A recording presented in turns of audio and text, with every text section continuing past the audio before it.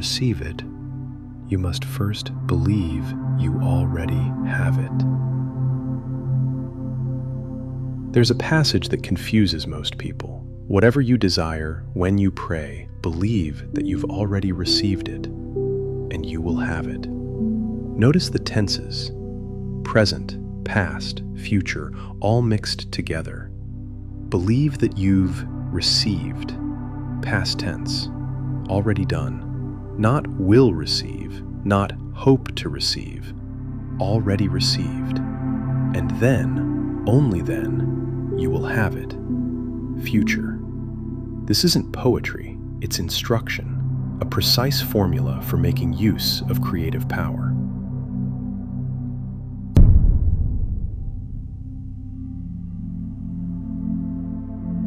Charles Haanel wrote that this is the method: to believe that what is sought has already been accomplished in order to accomplish it.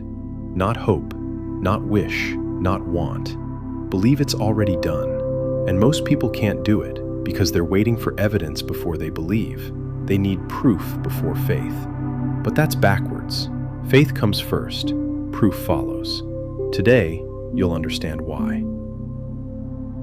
A scientist sees a single tooth from an extinct animal. Just one tooth, nothing more. But the tooth defines the body it needs with such precision that the scientist reconstructs the entire skeleton. From one fragment, an entire creature emerges. Another scientist notices irregularities in a planet's orbit. Something's pulling it, something unseen. He calculates where another planet must be to create this effect. And when telescopes point to that exact location at the appointed hour, Neptune appears. Not by accident, not by luck, by need, by want, by lawful desire defining what must exist. The want came first. The manifestation followed. What if your desires work the same way? Need, want, and desire, in the largest sense, induce, guide, and determine action. Not just human action, universal action. The tooth needed a body. The solar system needed balance. And the universe responded to the need. Your desire isn't random. It's intelligent. It's defining what must exist. But here's where most people fail.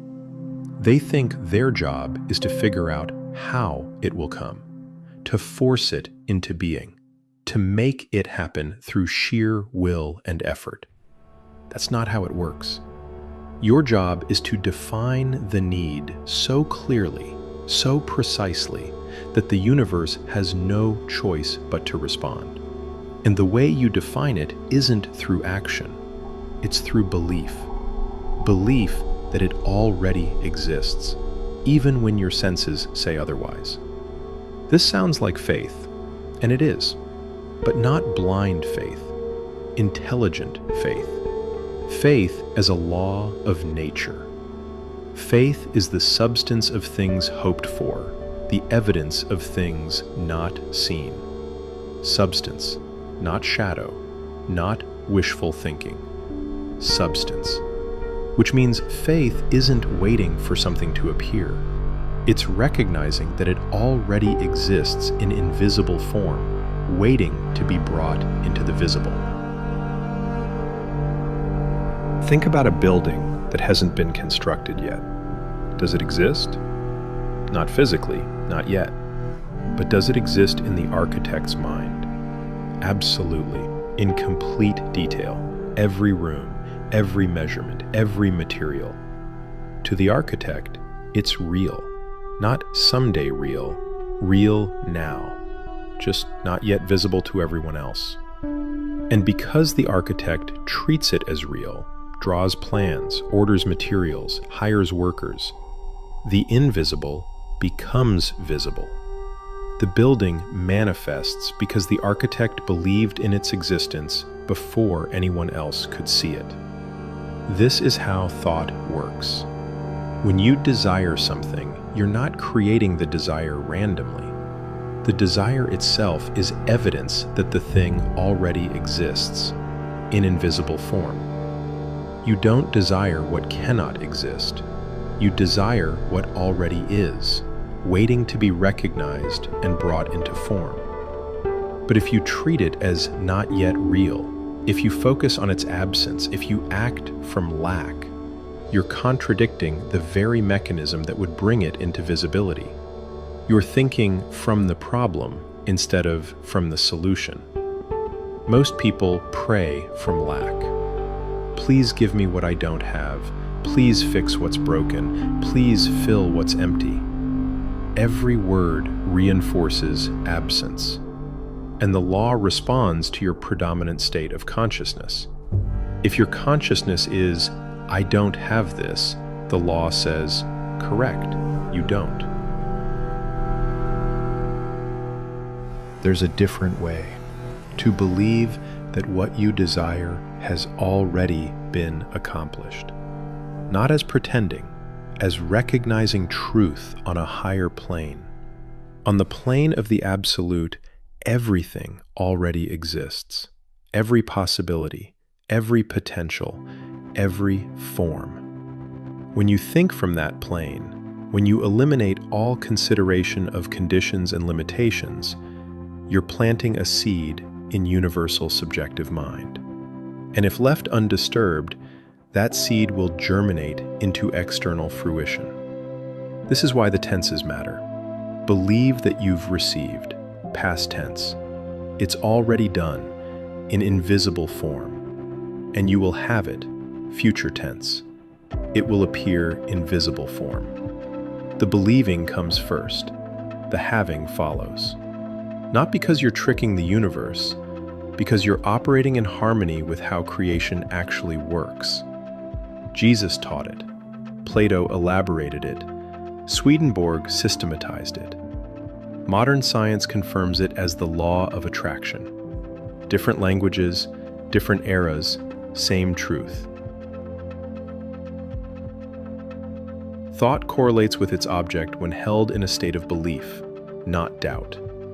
When you believe you already have it, you're thinking from the end result. And thinking from the end result aligns you with the forces that bring it into manifestation. When you doubt, when you focus on lack, when you constantly check to see if it's arrived yet, you're thinking from absence, and you keep creating more absence. This isn't theory, it's law, immutable, operating always, in all places. Let's practice this together. Think of something you desire, something you've been wanting but treating as not yet here. Close your eyes if you're somewhere safe. Take a breath. Release it slowly. Now, instead of picturing yourself trying to get this thing, picture yourself already having it. Not someday, not in the future, now. What does it feel like? Not to want it, but to have it. How do you move through your day when this is already yours? What thoughts occupy your mind when there's nothing left to chase? Stay there, in that feeling, in that state. Don't let your mind wander back to, but I don't actually have it yet. Just for this moment, let yourself exist in the reality where it's already done. Feel the relief, the satisfaction, the quiet knowing. That state, that feeling of already having it, is the soil where the seed grows. Not the wanting, not the hoping, the having. Practice living there, even when circumstances say otherwise. Because your faith isn't in what you see, it's the evidence of what you don't see yet. To receive what you desire, you must first believe you've already received it. not after it arrives, before. This isn't denial of reality. It's recognition of a deeper reality. On the plane of the absolute, everything already exists. Your desire is evidence of its existence in invisible form. Your job isn't to make it happen, it's to align with it, to think from it, to believe from it. The how takes care of itself. The universe knows the path. Your job is to hold the vision, but you must hold it as already accomplished, not as someday, as now. Whatever you desire, believe you've already received it, and you will have it. No limitation, no exception, just law. Start thinking from the end, not from the lack, not from the wanting, from the having, and watch what shifts.